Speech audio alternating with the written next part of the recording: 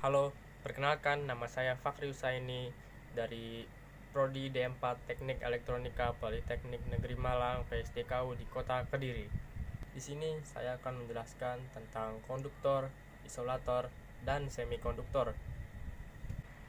Untuk yang pertama, kita akan menjelaskan tentang konduktor. Konduktor merupakan suatu bahan atau zat yang dapat mengantarkan panas dan juga arus listrik, baik dalam bentuk zat cair, padat, maupun gas, di mana peristiwa ini disebabkan oleh benda atau zat tersebut yang mempunyai suatu sifat yang konduktif. Contohnya adalah air, logam-logam seperti tembaga, kuningan, besi, baja, emas, perak, dan lain sebagainya. Contoh konduktor listrik yang dimanfaatkan dalam kehidupan sehari-hari adalah tembaga sebagai isi kabel untuk menghantarkan listrik. Syarat bahan dari konduktor. Yang pertama, konduktivitas yang baik. Yang dimaksud dengan konduktivitas yang baik adalah memiliki nilai hambatan jenis relatif kecil. Semakin kecil hambatan jenisnya, maka semakin baik nilai konduktivitas bahan. Yang kedua, kekuatan mekanis yang tinggi. Bahan konduktor mempunyai kekuatan mekanis yang tinggi sehingga dapat mengantarkan panas atau listrik dengan baik. Yang ketiga, koefisien muai yang kecil. Bahan yang mempunyai koefisien muai yang kecil tidak akan mudah berubah bentuk, ukuran, atau volume akibat pengaruh dari perubahan temperatur yang disebabkan oleh panas ataupun tegangan tinggi. Yang keempat, modulus elastisitas cukup besar. Dengan modulus elastisitas tinggi, maka bahan konduktor tidak akan rentan mengalami kerusakan akibat tegangan tinggi. Material yang terbaik dan yang umum digunakan adalah tembaga, besi, aluminium, kuningan, emas, baja, raksa, dan perak. Bahan yang memiliki konduktivitas yang paling tinggi adalah perak, tapi jarang digunakan karena harganya yang cukup mahal. Bahan yang paling umum digunakan sebagai pengantar konduktor adalah tembaga. Bahan tembaga mempunyai nilai hambatan jenis relatif sangat kecil dibandingkan dengan perak, dan harganya yang murah serta mudah untuk didapat. Pengertian isolator. Isolator adalah bahan yang tidak dapat mengantarkan arus listrik dengan baik. Bahan ini sulit mengantarkan arus listrik disebabkan struktur atom yang elektronnya terikat kuat dengan inti atomnya. Contohnya adalah karet, kaca, kayu, plastik, wol, dan lain sebagainya. Bahan isolator biasanya dipakai sebagai isolator dari bahan konduktor. Contohnya, isolator listrik yang dimanfaatkan dalam kehidupan sehari-hari adalah kabel tembaga yang dilapisi dengan bahan karet sehingga kita tidak tersengat listrik. Kaca dalam kelistrikan adalah bahan untuk bohlam.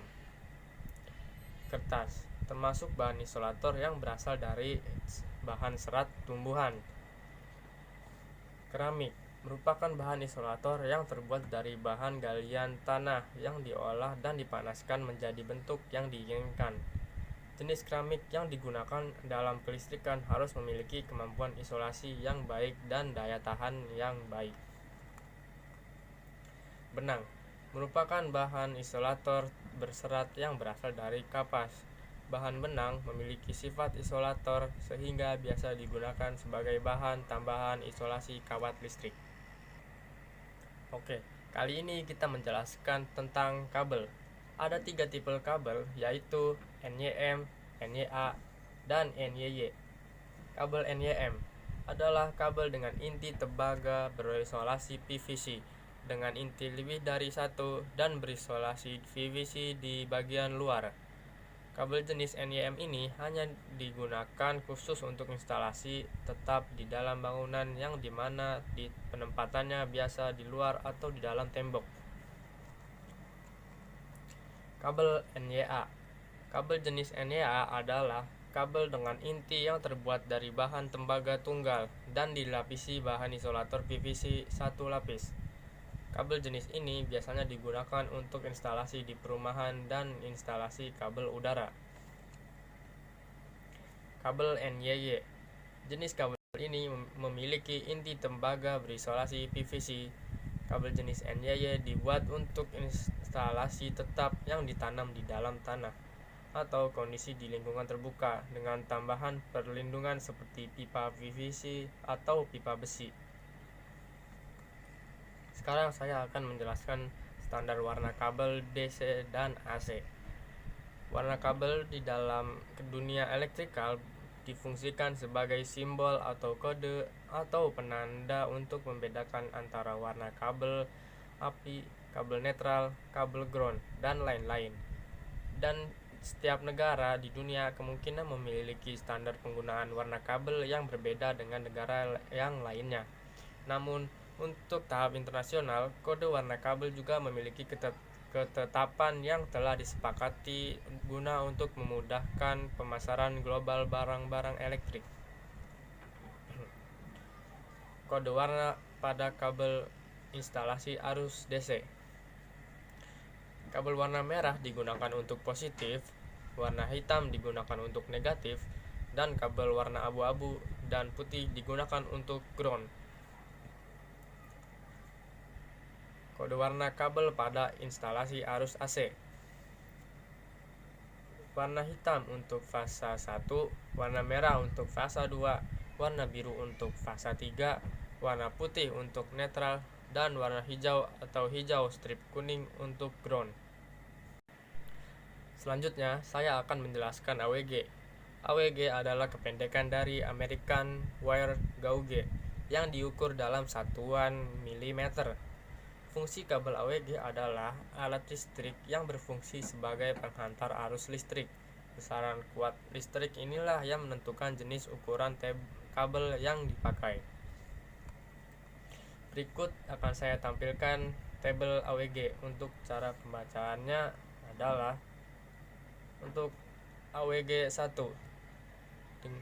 memiliki diameter 7,34822. Maksimum ampernya adalah 211 dan maksimum frekuensinya adalah 325 Hz. Untuk contoh dari kabel AWG adalah AWG 18 dengan diameter 1 mm dan maksimal arus yang dapat dilewati sebesar 2,3 ampere dan maksimal frekuensinya adalah 17 kHz. Yang kedua, AWG 22 dengan diameter 0,6 mm dan maksimal arus yang dapat dilewati sebesar 0,92 ampere dan maksimal frekuensinya adalah 42 kHz.